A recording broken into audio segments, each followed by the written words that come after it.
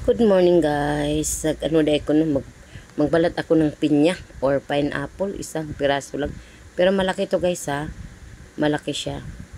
Kaya ayan oh. Babalatan ko to para ipabaon ko din sa mga amo ko.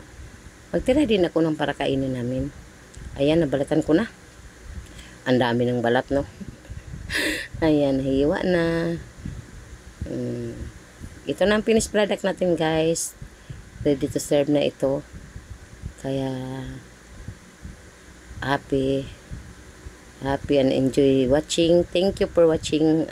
God bless us all, mga kapatid, mga kabisdak, mga kawaiti. Ayan, sa Waiti World. Thank you again. And God bless again.